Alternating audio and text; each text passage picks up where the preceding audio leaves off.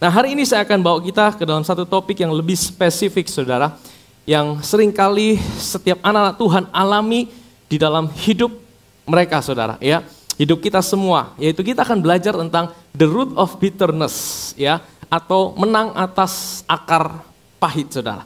Saudara, Tuhan taruh ini, saya persiapkan ini, saudara. Tuhan taruh dalam hati saya untuk sampaikan ini untuk umat Tuhan, saudara, ya. Nah, saya berdoa pagi hari ini kita memiliki hati yang lemah lembut untuk kita bisa menerima setiap benih firman Tuhan yang ditaburkan pagi hari ini. Ibrani pasal yang ke-12 ayat 14 dan 15. Berusahalah hidup damai dengan semua orang dan kejarlah kekudusan, sebab tanpa kekudusan tidak seorang pun akan melihat Tuhan. Ayat 15. Jagalah supaya jangan ada seorang pun menjauhkan diri dari kasih karunia Allah, agar jangan tumbuh akar yang pahit, katakan akar yang pahit, yang menimbulkan kerusuhan dan yang mencemarkan banyak orang. Ya, sekali lagi, katakan akar yang pahit. Ternyata kepahitan itu sebuah akar, katakan akar. Kenapa saya mau kita mengerti ini? Karena saya mau kita paham bahwa akar itu tidak tiba-tiba langsung muncul, saudara. Kalau saudara punya tanaman, pasti punya akar, betul? Asal jangan bunga plastik, saudara, ya. Kalau bunga plastik tidak punya akar, saudara. Tapi kalau sungguh-sungguh itu tumbuhan atau tanaman, pasti ada akarnya. Menurut saudara, mana yang lebih dulu? Muncul batangnya, buahnya, atau akarnya, saudara? Nah, tapi sebelum jadi akar, itu mesti ada apa? Mesti ada benih, betul? Sebelum ada akar mesti ada benih, ya. Tapi benih saja tidak cukup untuk membuat akar. Harus ada media atau tanah di mana benih itu jatuh, sehingga ketika tanah itu menyimpan benih itu dan menyembunyikan benih itu di dalam dia, maka itu akan melahirkan namanya akar, saudara. Betul? Sehingga akar itu dimulai dari benih. Nah, saudara, hari ini kita akan belajar tentang akar yang pahit. Ternyata akar yang pahit itu tidak muncul tiba-tiba, saudara. Sebelum dia berakar, harus ada benihnya terlebih dahulu. Ya, benihnya itu apa, saudara? Benihnya itu adalah situasi, keadaan, orang-orang, ya kan? Atau apa keadaan yang ada, yang saya percaya itu dipakai oleh iblis, saudara. Ya. Mungkin ada orang-orang yang secara sengaja ataupun tidak sengaja dia melukai hati saudara. Ada yang pernah alami di tempat ini? Ada? Ada orang-orang yang mungkin secara sengaja atau tidak sengaja, saudara, ya. Tapi ada juga saudara yang mungkin pernah ngalamin kehilangan seseorang yang saudara kasihi. Itu juga bisa menjadi benih untuk menjadi akar yang pahit. Ya, atau saudara mungkin pernah mengalami kerugian dalam bisnis. Ya, saudara udah punya planning, tiba-tiba bisnis saudara gagal, saudara jadi bangkrut. Saudara setiap kali ingat itu, saudara jadi sakit hati. Mungkin ada situasi saudara menjadi sakit hati dengan keadaan, sakit hati dengan situasi, bahkan dengan orang-orang. Setiap kali saudara lihat muka orang itu, saudara menjadi sakit hati. Nah, saudara, sebelum itu menjadi akar, ada benihnya terlebih dahulu. Nah, benih ini yang setiap kita pasti alami dalam hidup ini. Kekecewaan, ya. Kekecewaan itu apa sih? Kekecewaan itu adalah ketika pengharapan saudara tidak terjadi seperti realita yang saudara alami. Kenapa seorang bisa kecewa? Karena apa yang dialami tidak seperti apa yang dia rencanakan, saudara. Dia pengennya seperti ini, jadinya seperti ini. Itulah kekecewaan, saudara. Ya, nah makanya saudara, benih-benih itu setiap hari selalu ada di dalam hidup kita. Cuma masalahnya benih itu belum menjadi akar kalau tidak ada tanah atau media yang menampungnya. Medianya adalah jiwa saudara dan saya. Jiwa kita itu menjadi media, menjadi tanah, ya, yang ditaburi baik benih firman Yesus pernah kasih perumpamaan bahwa dia adalah seorang penabur, betul? Yesus menabur benih firman yang baik buat hidup saudara dan saya. Tapi ada pihak lawan juga yang tidak kalah untuk menabur benih yang namanya kekecewaan, kepahitan, benih yang namanya kesedihan, ya. Dan benih itu ditabur dalam jiwa saudara, itu adalah tanahnya. Nah, bagaimana saudara meresponinya akan menentukan apakah jiwa saudara itu menyembunyikan, menyimpan benih itu dalam jiwa saudara, maka itu akan melahirkan namanya akar, saudara. Tapi kalau saudara, benih itu datang dan saudara tidak peduli, dan saudara tidak anggap itu ada, dan saudara abaikan itu, dia tidak masuk dalam jiwa saudara, maka itu tidak akan jadi akar. Tapi masalahnya seringkali dia jadi akar tanpa kita sadari. Betul tidak, saudara? Tanpa kita sadari benih-benih itu selalu masuk setiap hari dalam hidup kita. Bahkan ada yang sudah bertahun-tahun yang lalu, apa yang saudara alami, itu menjadi benih yang masuk dalam jiwa saudara, sehingga itu menjadi akar dalam hidup saudara dan saya. Kita tidak bisa melarang burung terbang di atas kepala kita. Ada yang bisa larang burung terbang di atas kepalanya? Ada? Tidak bisa. Tapi saudara bisa larang dia untuk buat sangkar di atas kepala saudara. Betul? Kalau burung itu mau hinggap di kepala saudara, dia mau buat sangkar, saudara punya kuasa untuk tolak itu. Bisa. Betul? Benih-benih kekecewaan, benih-benih kesedihan, benih-benih itu yang merupakan akar daripada sakit hati atau kepahitan, itu selalu tiap hari kita alami. Saudara tidak bisa hindari itu. Saudara tidak bisa hindari. Kita tidak bisa menjaga bagaimana orang bersikap sama kita. Kita tidak bisa menjaga bagaimana situasi harus melakukan terhadap kita seperti apa. Tapi yang bisa kita jaga adalah hati kita. Makanya firman Tuhan berkata, jagalah hatimu dengan segala kewaspadaan. Firman Tuhan tidak kata, jagalah hartamu dengan segala kewaspadaan. Firman Tuhan tidak berkata, jagalah keluargamu dengan segala kewaspadaan. Firman Tuhan tidak berkata, jagalah masa depanmu dengan segala kewaspadaan. Firman Tuhan berkata, jagalah hatimu dengan segala kewaspadaan. Karena dari situlah akan terpancar kehidupan. Jadi kalau hati kita tidak dijaga, maka benih-benih itu akan masuk ke dalam tanah yang subur. Tanah yang subur. Sehingga benih kekecewaan, kepahitan itu akan berakar di dalam hidup kita. Ya, di dalam jiwa kita. Sehingga apa, saudara? Sehingga kalau itu benih sudah menjadi akar, maka itu akan menghasilkan hal-hal yang buruk dalam hidup kita. Saya masuk ke dalam bagian yang kedua, yaitu kalau dia menjadi akar yang pahit, maka itu akan merusakkan hidup kita. Saudara, mari kita baca firman Tuhan. Ayat 15 dikatakan apa? Jagalah supaya jangan ada seorang pun menjauhkan diri dari kasih karunia Allah, agar jangan tumbuh akar yang pahit. Kalau sudah ada akar yang pahit, akan apa akibatnya? Yang menimbulkan apa? Kerusuhan.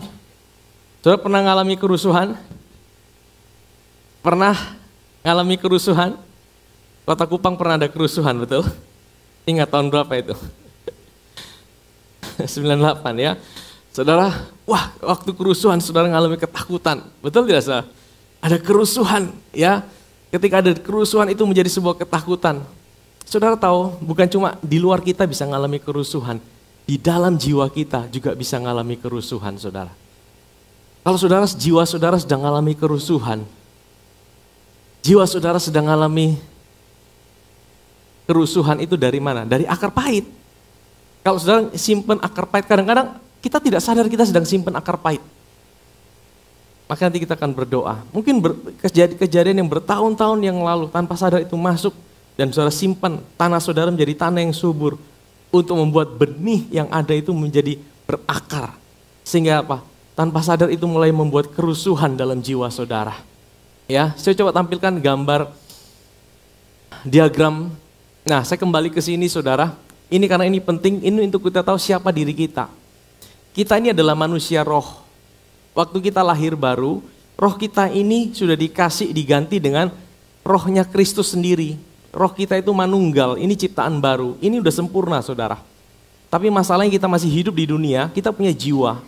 Jiwa ini seperti pipa, saluran, menyalurkan apa yang ada di sini dan itu akan tembus ke sini. Ya, jiwa ini seperti klep, pipa. Kalau saudara pipanya kotor, sekalipun sumber mata airnya bersih, kira-kira akan keluar kotor atau bersih, saudara? Kalau saudara punya mata airnya bersih. Tapi kalau pipanya ini karatan, pipanya ini penuh dengan kotoran, kira-kira air yang keluar itu air yang bersih atau air yang kotor? Air yang kotor, betul? Sekalipun ini bersih nih, ini tidak terkontaminasi apapun. Tapi kalau jiwa saudara ini seperti pipa, pipanya kotor, karatan, ya kan?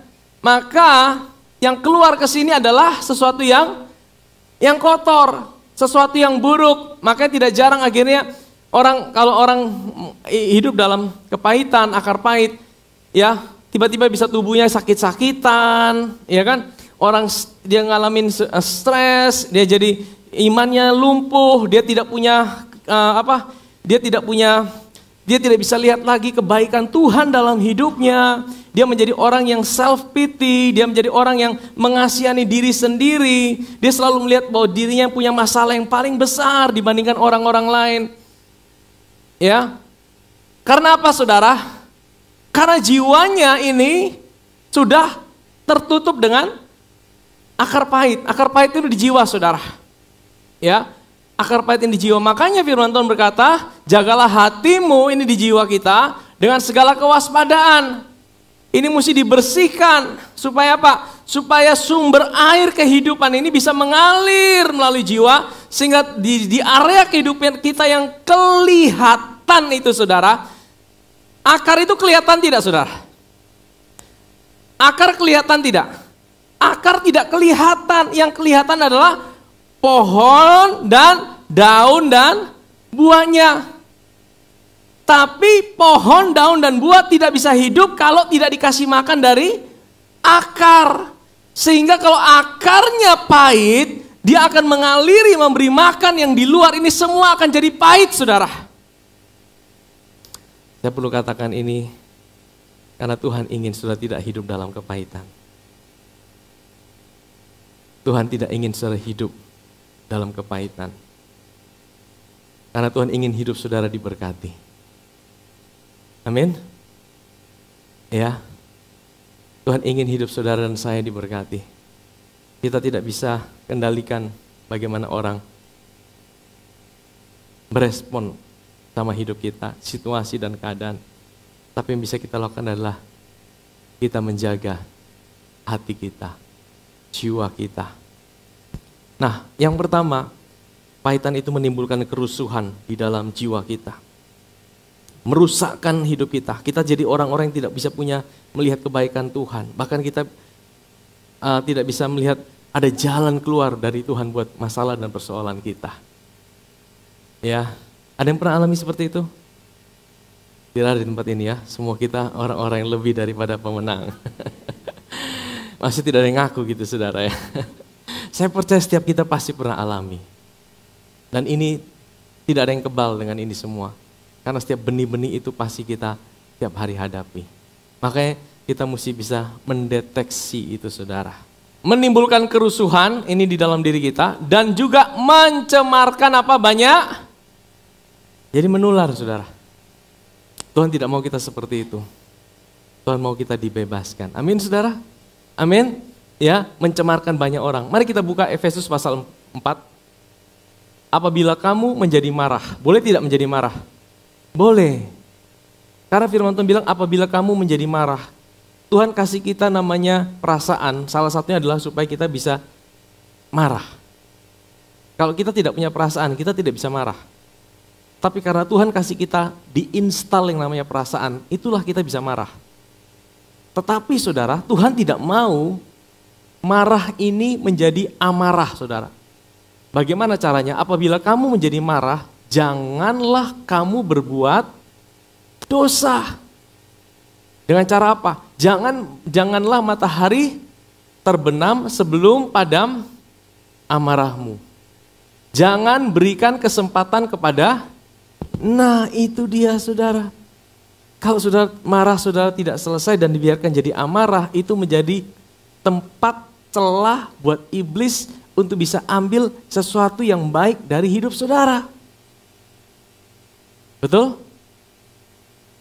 Kalau marah tidak selesai jadi amarah, itu jadi sebuah kesempatan buat iblis untuk ambil sesuatu dari hidup saudara. Pertama dia ambil sukacita saudara. Kalau sukacita saudara sudah diambil, itu seperti saudara berjalan tanpa benteng perlindungan. Tahukah saudara, the joy of the Lord is our strength. Sukacita dari Tuhan itu adalah kekuatan dan perlindungan kita. Jadi dia akan kasih benih-benih kekecewaan. Dia akan taburkan benih-benih kekecewaan. Begitu saudara ambil, saudara menjadi marah dan menjadi amarah, pasti sukacita saudara hilang kan? Begitu sukacita saudara hilang, itu seperti benteng perlindungan saudara terbuka semua dan dia bisa serang hidup saudara, dia bisa ambil semua yang baik yang Tuhan sediakan dalam hidup saudara, agar saudara menjadi orang yang seperti orang lumpuh dan saudara tidak lagi punya sebuah pengharapan, saudara seperti orang yang tidak punya mimpi lagi, saudara tidak bisa lihat jalan dan kebaikan Tuhan di dalam hidup saudara. Amin. Jangan beri kesempatan kepada iblis. Jangan kamu mendukakan Roh Kudus Allah. Jadi ternyata waktu kita terus dalam amarah itu mendukakan Roh Kudus. Karena apa? Orang yang terus dikuasai oleh amarah, dia susah berjalan dalam tuntunan Roh Kudus. Karena Roh Kudus tidak pernah tuntun kita dalam amarah. Roh Kudus itu tuntun kita dalam damai sejahtera. Waktu engkau dalam damai sejahtera, disitulah saudara bisa mendengar berjalan dalam tuntunan Roh Kudus. Tapi kalau engkau dikuasai oleh amarah, engkau tidak bisa dengar tuntunannya dia. Makanya saya bilang gini, kalau kita sedang dikuasai oleh emosi, jangan ambil keputusan-keputusan penting dalam hidup ini. Karena biasanya keputusan yang kita ambil waktu kita emosi, itu keputusan yang bukan berasal dari Tuhan, tapi berdasarkan daging kita. Contoh siapa? Elia. Elia waktu dia dikuasai oleh ketakutan kekecewaannya, dia diancam oleh Isabel. Besok lu mati ya Elia. Dia langsung takut, dia langsung kecewa sama Tuhan. Apa akibatnya? Dia putuskan dia lari. Keputusan untuk lari itu bukan tuntunan Tuhan. Tapi itu karena dia digerakkan oleh ketakutannya dan kekecewaannya. Kita belajar dari kisah ini saudara. Waktu engkau sedang kecewa, waktu engkau sedang panas hati, waktu engkau sedang dikuasai amarah, jangan ambil keputusan-keputusan yang penting dalam hidupmu. Tenangkan hatimu terlebih dahulu. Minta damai sejahtera Tuhan. Waktu damai sejahtera itu Tuhan turun dalam hatimu, baru minta tuntunan Tuhan. Waktu engkau bergerak, engkau berdasarkan tuntunan Tuhan dalam hidupmu. Amin saudara. Segala kepahitan, ya ini akar pahit. Segala kepahitan akan mengakibatkan apa? Kegeraman. Kalau dia udah jadi akar, dia akan menghasilkan kegeraman. Kalau akar itu kan tidak kelihatan. Kalau udah jadi geram, itu udah bisa kelihatan saudara. Betul ya saudara? Kalau masih di dalam akar tidak kelihatan, tapi kalau sudah geram, wih, ini orang muka asam terus ya beta. Pasti dia ada sesuatu ini. Ya kan? Nah itu udah digeram saudara, ya kan? Udah jadi geram, ya kan? Terus kemudian jadi marah. Kalau ini tidak selesai jadi marah. Jadi akarnya di sini. Ini lihat ya, dari akar yang pahit menjadi kegeraman, kegeraman menjadi kemarahan. Kalau kemarahan belum selesai menjadi pertikaian. Pertikaian ini dalam bahasa Inggrisnya perkataan-perkataan. Mulai perkataan-perkataan yang saling menyerang. Dan akhirnya apa? Menjadi fitnah. Saling menjatuhkan satu dengan yang lain. Hendaklah itu dibuang dari antara kamu, demikian pula segala kejahatan. Jadi itu bukan cuma merusak diri kita, tapi akan merusak sekitar kita. Bahkan itu menular dengan yang lain. Kalau itu tidak diselesaikan, akarnya tidak dicabut saudara. Jagalah supaya jangan ada seorang pun menjauhkan diri dari kasih karunia Allah. Ini kuncinya. Wow, kuncinya cuma satu saudara. Saudara bisa lepas dari akar pahit hanya oleh kasih karunia Allah. tidak bisa dengan kekuatan saudara sendiri. Kasih karunia itu bicara tentang di luar kemampuan kita. Kasih karunia itu bicara tentang apa yang Tuhan kerjakan. Di dalam hukum Taurat selalu menuntut kekuatan kita. Tapi dalam kasih karunia itu selalu menunjukkan kekuatan Tuhan. Kasih karunia menyatakan bahwa kita tidak mampu, tapi kita punya Tuhan yang mampu. Amin saudara. Setiap kali engkau merasa engkau tidak mampu mengampuni, engkau berkata, Tuhan aku tidak mampu, tapi engkau mampu Tuhan. Jangan gantungkan dirimu pada kekuatanmu, tapi gantungkan dirimu pada kekuatan Tuhan yang ada di dalam hidupmu. Amin saudara. Ya, makanya tadi Efesus 4 ayat 26 bilang ini, hendaklah kamu saling mengampuni sebagaimana Allah di dalam Kristus sudah mengampuni kita. Jadi saudara, hari ini kita bisa mengampuni itu bukan karena kita mampu. Tidak ada seorang pun yang bisa mengampuni saudara. Susah, apalagi kalau disakiti oleh orang yang terdekat. Kalau yang menyakiti orang yang jauh-jauh yang tidak kita kenal, baik saudara. Tapi kalau orang yang dekat itu biasanya susah mengampuni, betul ya saudara? Susah atau susah? Memang susah. Makanya Tuhan bilang itu hanya oleh kasih karunia. Artinya apa?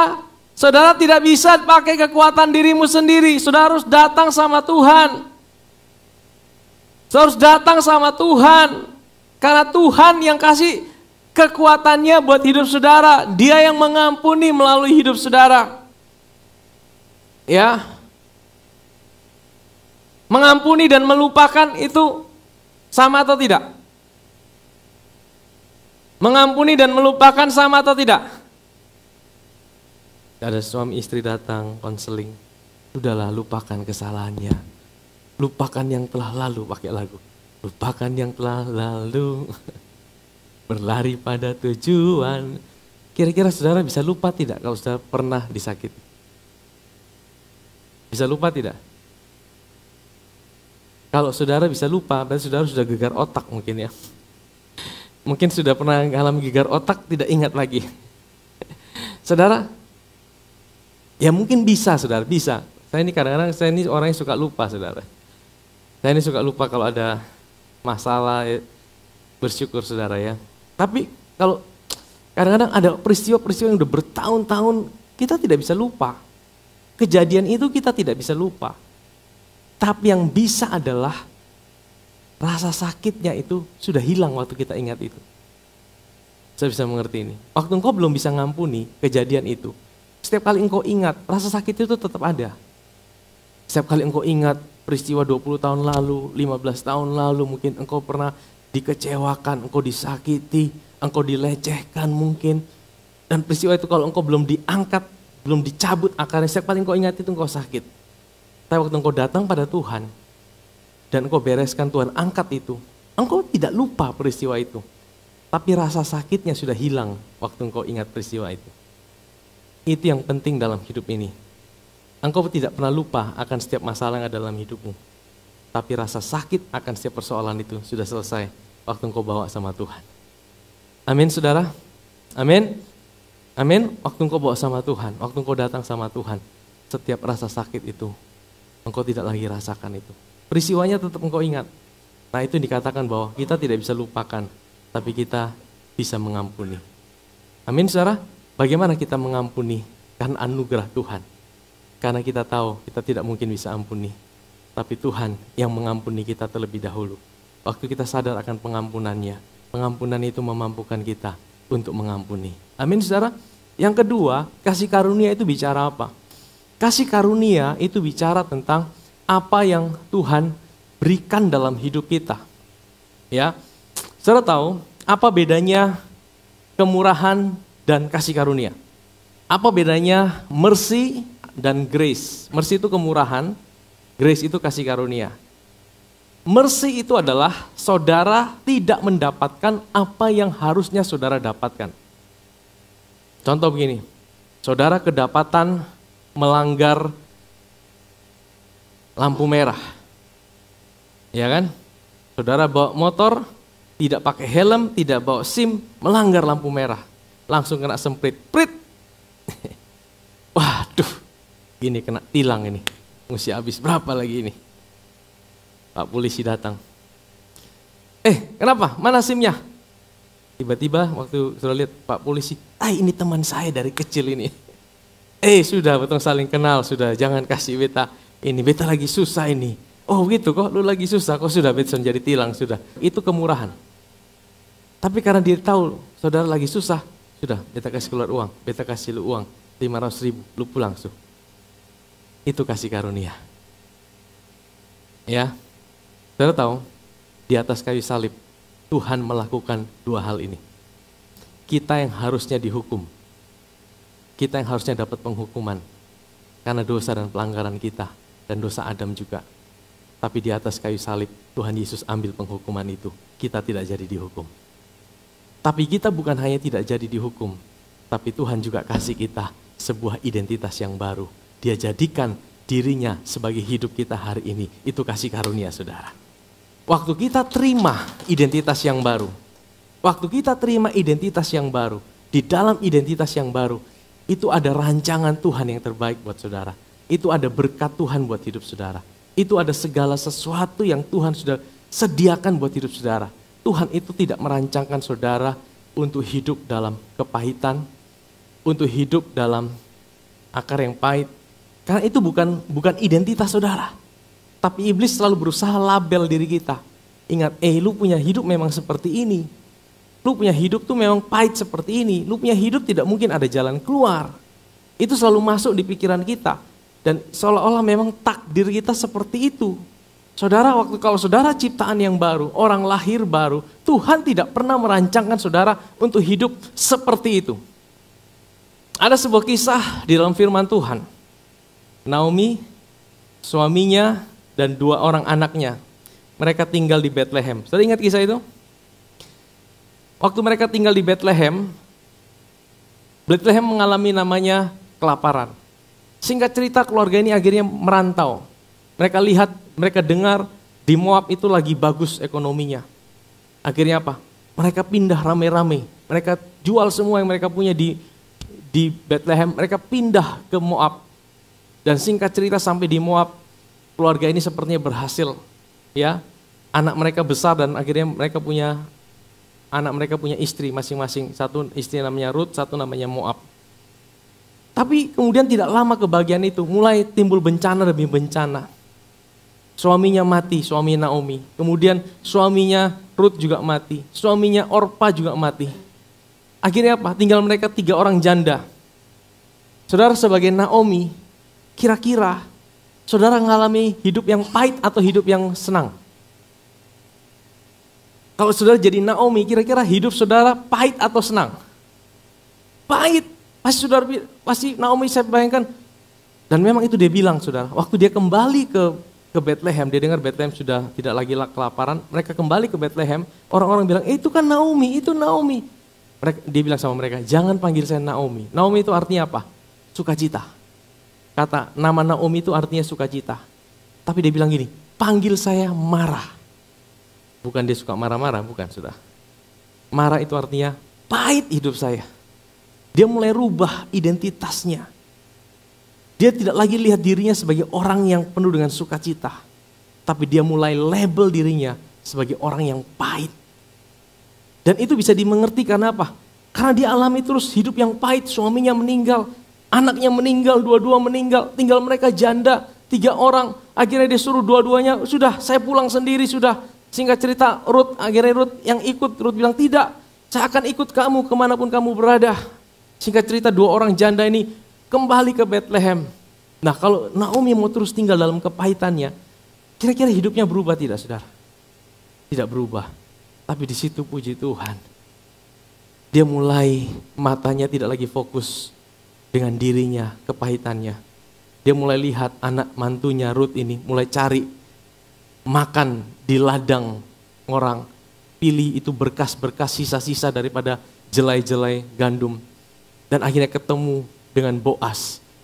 Waktu kita dalam situasi yang hidup pahit saudara, jangan terus fokus dengan masalah kita. Mulai fokus bagaimana lihat orang lain. Engkau mulai lihat, waktu engkau bisa memberikan pertolongan, itu ada sebuah pengalihan, shifting. Ya, shifting dari keadaanmu yang self-pity, mengasihani diri sendiri. Engkau mulai diubah sama Tuhan, saudara. Dan akhirnya apa, saudara? Singkat cerita, Naomi itu akhirnya mulai kasih advice sama Ruth. Akhirnya singkat cerita, Ruth itu akhirnya jadian sama Boaz. Boaz akhirnya menikahi Ruth dan singkat cerita, mereka akhirnya punya anak. Dan saudara tahu anaknya siapa? Anak itu yang akan menjadi kakek neneknya Daud, saudara. Dan Daud itu yang melahirkan Tuhan Yesus, keturunan Daud. Dari orang yang pahit hati, dari orang yang kecewa, diubahkan Tuhan. Akhirnya bisa lahir yang namanya Daud dan Tuhan Yesus dari itu, saudara. Percayakah saudara bahwa hidup saudara kalau hari ini kau sedang alami satu pahit dalam hidupmu, Tuhan bisa lahirkan Kristus, rencana-rencana yang baru, masa depan yang baru dalam hidup saudara. Amin, saudara. Kalau engkau pernah mengalami hidup yang pahit dalam hidupmu, jangan tinggal dalam kepahitan itu, saudara. Jangan tinggal di situ, ya. Jangan fokus di situ. Jangan fokus di situ karena Tuhan masih punya begitu banyak rancangan yang terbaik buat hidup saudara. Itu bukan destiny Tuhan buat hidupmu. Itu bukan rancangan Tuhan buat hidupmu. Itu bukan identitas saudara yang Tuhan kasih untuk hidupmu, engkau hidup dalam kepahitan. Tapi identitas saudara adalah engkau adalah orang benarnya Tuhan. Orang yang diberkati, yang disayang sama Tuhan. Tuhan punya rancangan yang terbaik buat hidup saudara. Masa depan saudara, apa yang ada dalam hidup saudara. Tuhan adalah Tuhan yang memberkati hidupmu. Amin, saudara. Ubah cara pandang saudara. Jangan label diri saudara berdasarkan situasi saudara hari ini. Tapi rubah, lihat diri saudara berdasarkan apa kata Tuhan tentang hidup saudara. Amin, saudara. Ada satu kisah pada waktu kebangkitan Tuhan di dalam Markus pasal yang ke-16. Tetapi orang muda itu berkata pada mereka, ini malaikat, saudara ya, jangan takut. Kamu mencari Yesus orang Nazaret yang disalibkan itu. Ia telah bangkit, ia tidak ada di sini. Katakan di sini. Lihat, inilah tempat mereka membaringkan dia. Ayat yang ke-7. Tetapi sekarang pergilah, katakanlah kepada murid-muridnya dan kepada Petrus, ia mendahului kamu ke Galilea. Di sana, katakan di sana, kamu akan melihat dia seperti yang sudah dikatakannya kepada kamu. Jadi kita ketemu kata di sini dan kata di sana. Di sini itu adalah tempat di mana mereka cari Yesus yang sudah mati. Di sini adalah tempat Maria, pada waktu itu kisahnya adalah Maria dan Maria yang lain. Pagi-pagi benar, hari Minggu pagi, mereka itu dalam hati yang sedih, hati yang penuh dengan beban, hati yang penuh dengan hidup yang pahit, kecewa. Karena apa? Karena Yesus mati, mereka kecewa, mereka dalam keadaan sedih. Mereka pergi cari Yesus, tapi cari Yesus di kuburan itu, malaikat berkata bahwa Yesus tidak ada di sini. Tapi kamu harus pergi ke sana.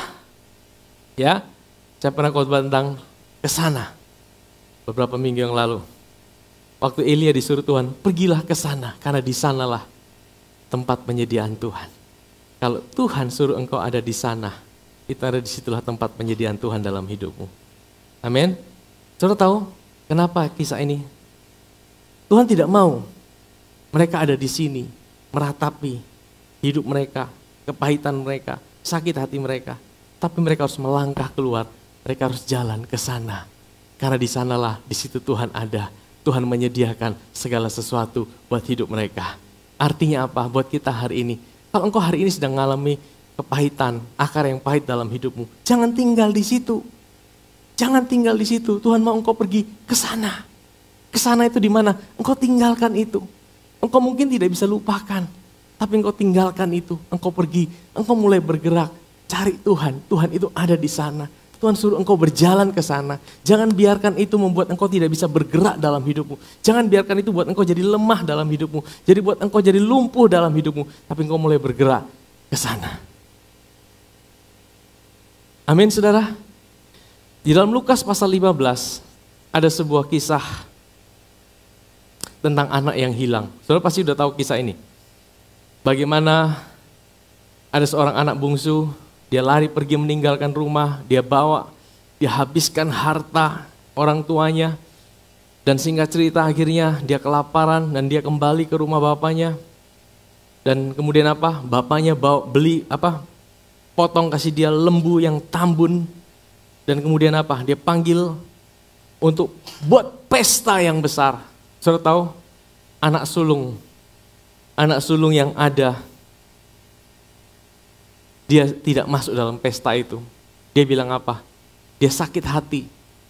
Dia pahit.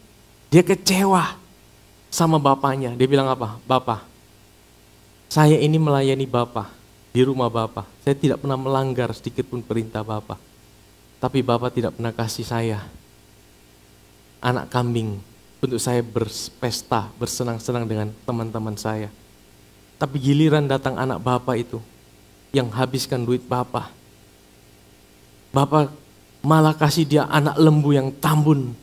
Potong kasih dia, bikin pesta. Sakit hati saya Papa. Saya pernah seperti itu, ngalamin itu.